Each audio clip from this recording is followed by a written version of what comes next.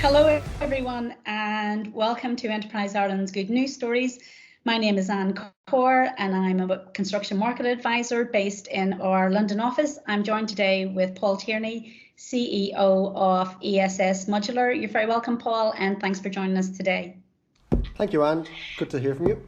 Great. Paul, can we kick this off? Start off by giving us an overview of who ESS Modular are and where you're based.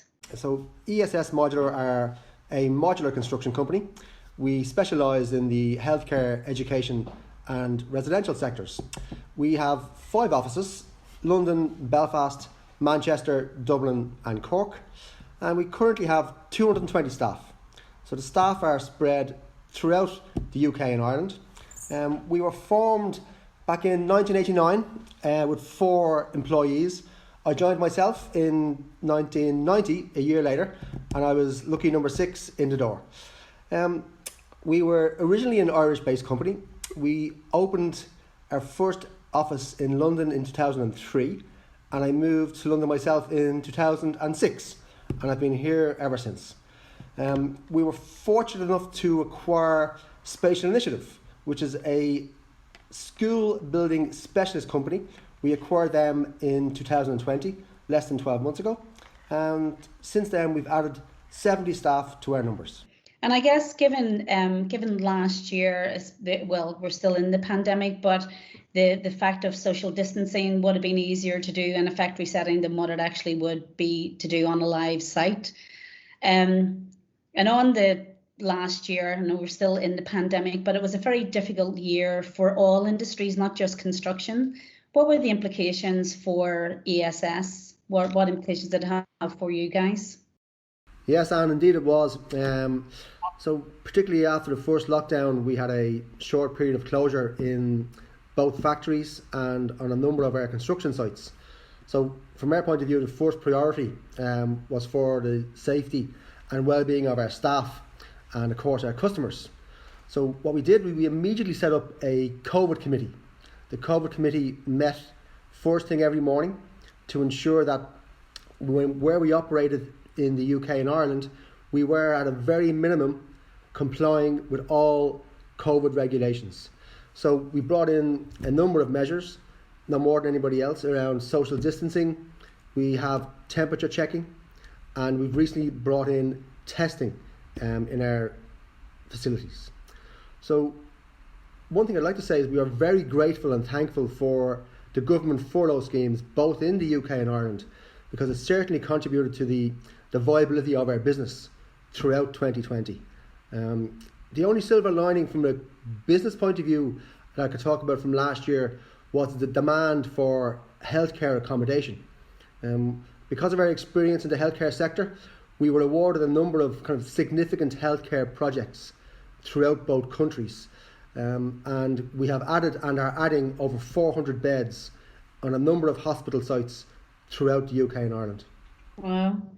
So is it just the healthcare sector that you work in, or are there any other projects that you're working on at the moment and will be in the future? And no, we are currently working in primarily 3 other sectors: residential, education and commercial. So in the residential sector, we are due to hand over within the next number of weeks a 42 apartment development in North London. It is one of the first private for sale modular developments in the UK, and it's a really exciting project to have worked on. Secondly, in the resi sector, we are due to commence the manufacture of our first scheme for the London councils through Place Partnership, and we've been lucky enough to being appointed to provide 200 flats for homeless families throughout London over the next 2 years. Second sector, education. As I previously mentioned, our specialist education company, Spatial Initiative, we completed 5 schools last year, even during the pandemic, and we handed them over directly to the Department for Education. And we will commence construction on 6 new schools this current year, 2021. And lastly is the commercial sector, and we have a really exciting project that I've been involved in myself, which is GridServe, which is the world's first fully electric forecourt over in Essex. It's a curved, glazed modular building with some electric cars for sale at first floor level and some high-end retail units on the ground floor level. Well, that sounds really exciting, Paul. You've got a lot on. There's a lot of work on. That sounds really great. So besides all that great stuff that you've just told me, what else does the future hold for ESS Modular? Yes, and look, we actually do count ourselves very lucky to be involved in the offsite sector because it's a really exciting sector in construction right now. For us, it's really important that we continue to invest in innovation for our staff and our processes. It allows us to maximise our offsite offering. That includes, at the moment, we're currently looking at potential areas for automation, which is really exciting for us.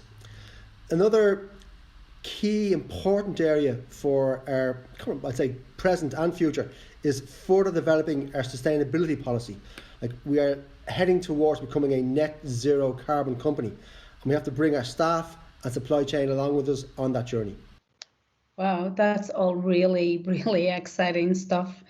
So thank you very much, Paul, for coming on to the Enterprise Ireland Good News Stories today. I really appreciate it, and thanks for telling us all about ESS Modular. And I look forward to hearing what you and the team get up to in 2021. Many thanks. And thank you very much for inviting me on. It's been a pleasure. I'd like to thank you personally and Enterprise Ireland for all the help and support you've given us over the last number of years. Thank you. Thanks, Paul.